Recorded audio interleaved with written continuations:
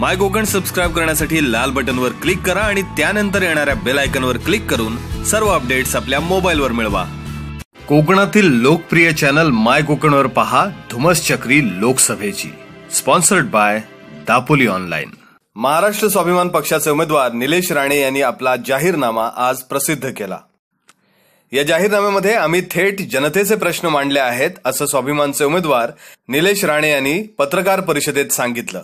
या जाहीरनाम्यामध्ये स्थानिक उत्पादनांना प्रोत्साहन देणं असो, शेतकऱ्यांच्या समस्या समजून घेऊन कृषी क्षेत्राला चालना देण्यासंदर्भातला मुद्दाही यामध्ये घेण्यात आलाय असंही स्वाभिमान पक्षानं आपल्या जाहीरनाम्यात म्हटलं आहे.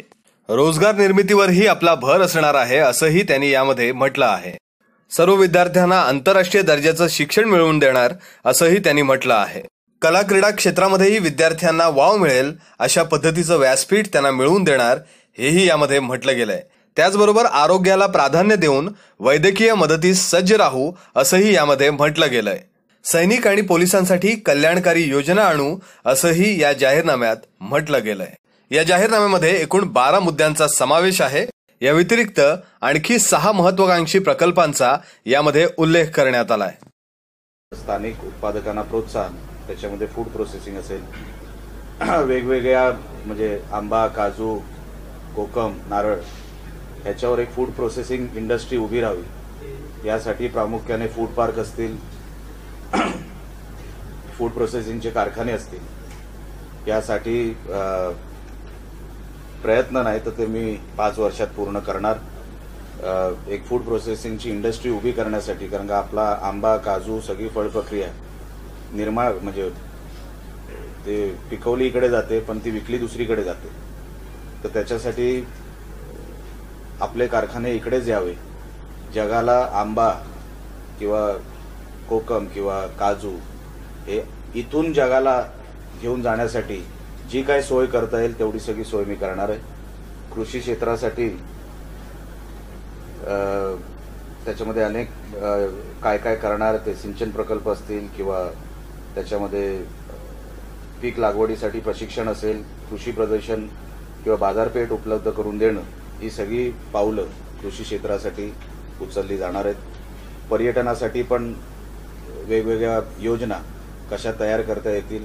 जसं CRZचं रिलॅक्सेशन मी अगोदरच सांगितलं होतं की कोकणामध्ये किनारपट्टी आहे पण किनारपट्टीला CRZची अडचण आहे. तर CRZला रिलॅक्सेशन मिळावं यासाठी पावलं टाकली जाणार आहेत आणि ते मिळवून घेणार यासाठी. आणि त्याच्यामुळे पर्यटनाला, उद्योगधंद्याला, अनेक गोष्टींना वाव मिळेल यासाठी त्याचाही उल्लेख इथे आहे. आणि एक इंटरनॅशनल टुरिस्ट डेस्टिनेशन म्हणून आपण ते नावारूपाला आणू. त्याच्यासाठी आमची ओळख आणि आमचं नाव, आमचं वजन जिथे जिथे वापरता येईल ते सगळीकडे त्या गोष्टी वापरण्यात येईल. बचत गटाचं सक्षमीकरण असेल, रोजगार निर्मितीचं मी अगोदरच सांगितलं, त्याच्यामध्ये मच्छीमार आले, कौशल्य भारत योजनेअंतर्गत कौशल्य विकास, या सगळ्या तरुणांच्या प्रकल्पांसाठी जसं फूड प्रोसेसिंग सांगितलं, टुरिझम सांगितलं, हे सगळे वेगवेगळे आपण उपक्रम सुरू करून तरुणांना जास्तीत जास्त रोजगार कशा मिळेल. आणि एक मोठी स्किल अकॅडमी चिपळूण आणि राजापूरच्या मध्ये मी उभारणार आहे, ज्याच्यामध्ये प्लंबिंग, इलेक्ट्रिशियन असे अनेक उपक्रम त्या वास्तूतून हाताळले जातील. आणि तो राऊंड द इयर प्रोग्राम असेल, सगळ्या गोष्टीचं प्रशिक्षण असेल आणि ते माझ्या स्व खर्चातून असेल. मी कुठल्याही सरकारी पैशासाठी थांबणार नाही. त्याच्यामध्ये शिक्षण क्षेत्रामध्ये मी जसं अगोदर सांगितलंय, एक इंटरनॅशनल स्कूल मला रत्नागिरीत काढायची, ती मी काढणारच. क्रीडासाठी, मुलांसाठी, खेळाडूंसाठी एक फेडरेशन, स्पोर्ट्स फेडरेशन काढायची संकल्पना आमची आहे. कबड्डी, क्रिकेट, टेनिस, फुटबॉल हे सगळे खेळ, सगळे स्पोर्ट्स मिळून एक फेडरेशन काढून प्रत्येक तालुक्याला, प्रत्येक विभागाला तसं प्रतिनिधित्व देऊन त्यांना चालना देण्यासाठी, त्यांची वर्णी लावण्यासाठी हे फेडरेशन काम करेल. त्याचा अध्यक्ष कोण व्हावा हे नंतर ठरेल. कोकण रेल्वेचे विषय असतील, डबल ट्रॅकचा विषय असेल, तो मी प्रामुख्याने घेतच आहे, त्याचाही उल्लेख आहे. गड संवर्धन असेल, गड किल्ले यांचं संवर्धन असेल, मंदिरांचे जीर्णोद्धार, जे आपले टुरिस्ट स्पॉट आहेत, गणपतीपुळे असेल, मार्लेश्वर असेल, तिकडे आमची भराडी देवीची भराडी देवीचं मंदिर असेल, त्या सगळ्यांचं जीर्णोद्धार किंवा त्यांना जी काही ते एक स्तर मिळावा म्हणजे सरकारमधून त्यांना मदत मिळावी, त्यासाठी सगळ्या गोष्टी करण्यात येतील. आरोग्यासाठी घरपोच औषध, काही ठराविक औषधं त्याच्यामध्ये असतील आणि त्या ठराविक विषयांसाठी घरपोच औषध त्या कॉल सेंटरद्वारे नागरिकांना मिळेल, असाही उल्लेख ह्याच्यामध्ये आहे.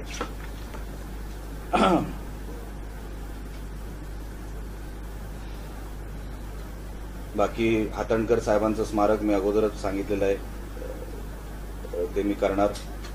शामराव पेजे महामंडळाच्या साठी 100 कोटीची तरतूद मिळावी यासाठी पावलं टाकणार आहे. इको सेन्सिटिव्ह कायमचा रद्द व्हावा यासाठी प्रयत्न करणार आहे आणि तो करीन पण.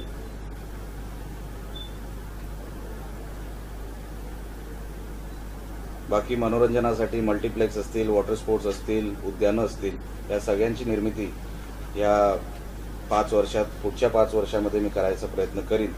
कोकणातील लोकप्रिय चॅनल माय कोकणवर पहा धुमस चक्री लोकसभेची. Sponsored by Dapoli online. My Konkan subscribe करण्यासाठी लाल बटनवर क्लिक करा आणि त्यानंतर येणाऱ्या बेल आयकॉनवर क्लिक करून सर्व अपडेट्स आपल्या मोबाईलवर मिळवा.